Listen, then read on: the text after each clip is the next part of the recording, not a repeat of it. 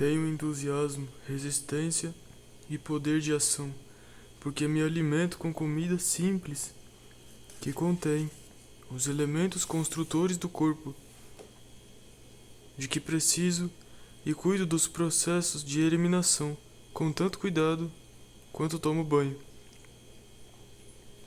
Se essas recomendações simples e francas parecem baseadas em bom senso, faça o teste. E se servirem a você tão bem como servem a mim, ambos teremos lucrado pela coragem que tive de listá-las como parte desta lição.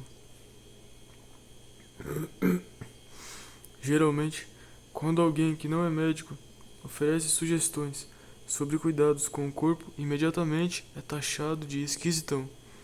E admito que a análise com frequência está correta. Nesse caso, não faço recomendações mais enfáticas do que a seguinte: experimente um enema. Da próxima vez que tiver dor de cabeça, e se alguma das outras sugestões lhe agradam, teste até concluir se funciona ou não. Antes de mudar de assunto, talvez eu deva explicar que deve-se usar água morna no enema, porque ela faz com que os músculos do intestino se contraiam, o que por sua vez força a saída do material venenoso pelos poros do revestimento mucoso. Isso exercita os músculos, desenvolvendo-os de tal forma que por fim eles fazem seu trabalho de forma natural, sem a ajuda do enema. Um enema com água quente é muito prejudicial, porque relaxa os músculos intestinais, fazendo com que parem de funcionar de vez com o tempo, produzindo o que é comumente chamado de hábito do enema. Com as devidas desculpas a meus amigos médicos, osteopatas, quiropráticos e outros agentes de saúde, irei agora convidá-lo a voltar ao tema dessa lição, sobre o qual não pode haver conflito de opinião quanto à solidez do meu conselho. Existe outro inimigo que você deve conquistar antes de que possa se tornar uma pessoa de ação: o hábito de se preocupar. Preocupação, inveja, ciúmes, ódio, dúvida e medo são todos estados mentais fatais à ação. Cada um desses estados mentais irá interferir no processo pelo qual a comida é assimilada e preparada para a distribuição pelo corpo. Em alguns casos, podem destruir o processo por completo.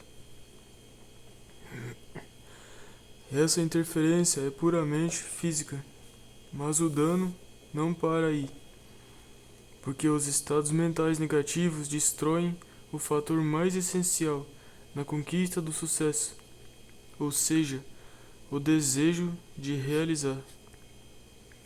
Na lição 2, você aprendeu que o objetivo principal definido de vida deve ser apoiado pelo desejo ardente de sua realização.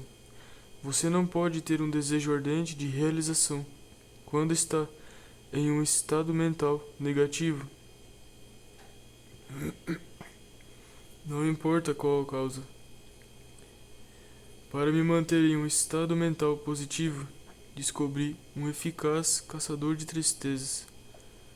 Pode não ser um jeito muito digno de expressar o que quero dizer, mas visto que o assunto desta lição é ação e não dignidade, vai servir. O caçador de tristezas a que me refiro é uma gargalhada. Quando me sinto irritado ou inclinado a brigar com alguém por algo que não vale a pena, sei que preciso do meu caçador de tristezas. Vou para algum lugar onde não irei perturbar ninguém e dou uma boa gargalhada. Se não consigo achar nada muito engraçado para rir, simplesmente forço uma gargalhada. O efeito é o mesmo. 5 minutos desse tipo de exercício mental e físico, pois é ambos, estimula a ação livre de tendências negativas. Não aceite minha palavra, experimente.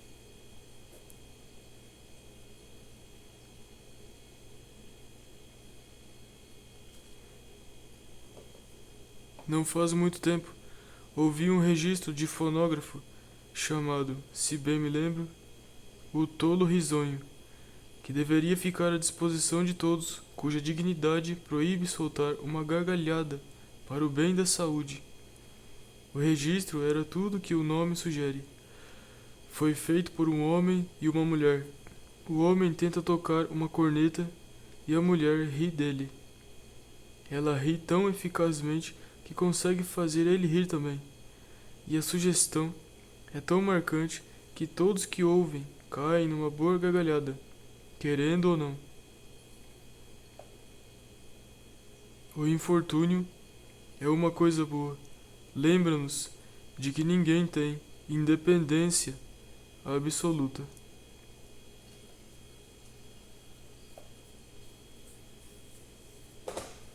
Porque, como ele pensa consigo mesmo, assim é.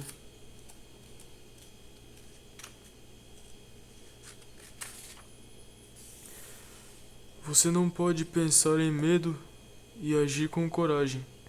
Não pode pensar em ódio e agir de maneira gentil com aqueles a quem se associa. Os pensamentos dominantes na mente, entendendo-se com isso, os pensamentos mais profundos, fortes e frequentes, influenciam a ação do corpo. Todo pensamento colocado em ação pelo cérebro alcança e influencia cada célula do corpo.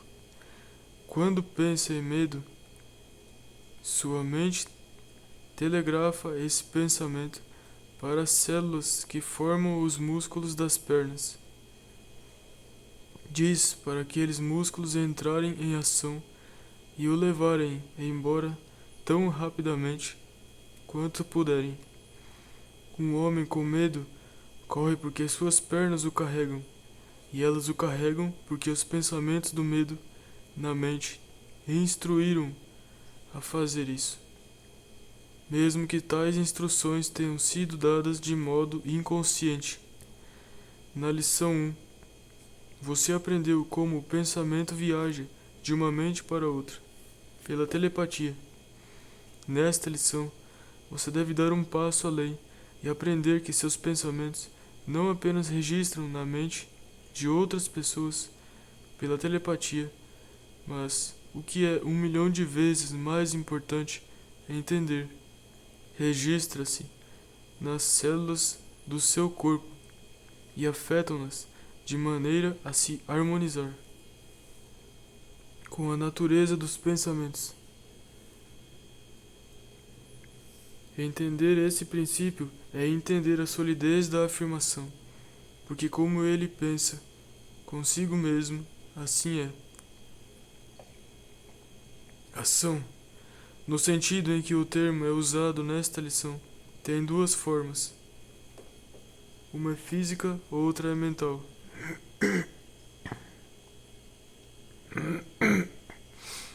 Você pode ser muito ativo com sua mente enquanto seu corpo está inteiramente inativo, exceto pelas ações involuntárias dos órgãos vitais.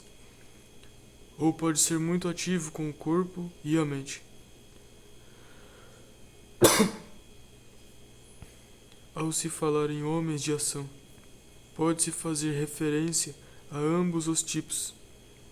Um é o tipo administrador, o outro é o tipo promotor ou vendedor. Ambos são essenciais nos negócios, indústria ou finanças modernos. Um é o conhecido como dínamo, enquanto o outro é muitas vezes chamado de fiel da balança. Muito raramente você encontrará um homem que seja tanto um dínamo quanto um fiel da balança, pois personalidades tão equilibradas são raras.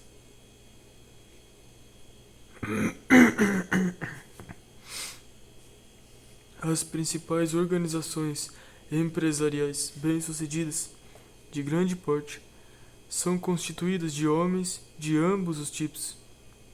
O fiel da balança, que não faz nada além de compilar fatos, imagens e estatísticas, é um homem de ação tanto quanto o que sobe ao palanque e vende uma ideia para 1000 pessoas.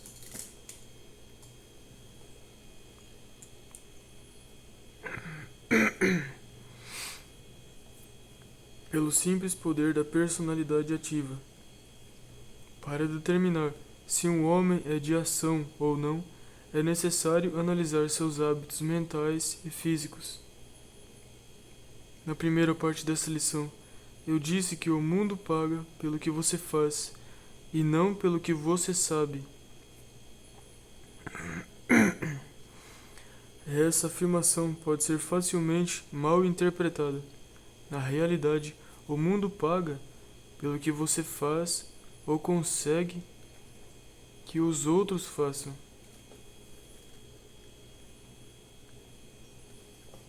Um homem que consegue induzir outros a cooperar e fazer efetivamente um trabalho de equipe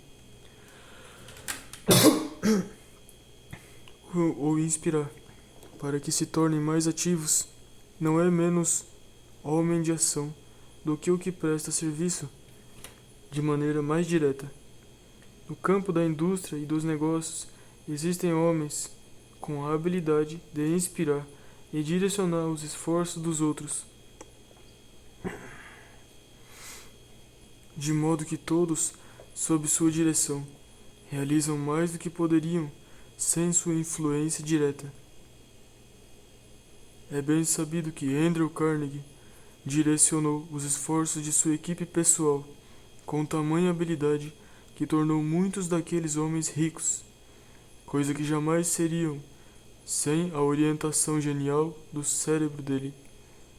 O mesmo pode ser dito de praticamente todos os grandes líderes no campo da indústria ou dos negócios. O ganho não é só dos líderes. Aqueles sob sua direção, com frequência, lucram mais em virtude daquela liderança. É prática comum de certo tipo de homem culpar o empregador por causa de suas situações financeiras opostas. Em geral, a verdade é que tais homens estariam em situação infinitamente pior sem os empregadores do que com eles. Na lição 1, o valor do esforço aliado foi praticamente enfatizado, porque alguns homens têm a visão de planejar, enquanto outros têm a habilidade de executar planos, embora não possuam imaginação ou visão para criar os planos que executam.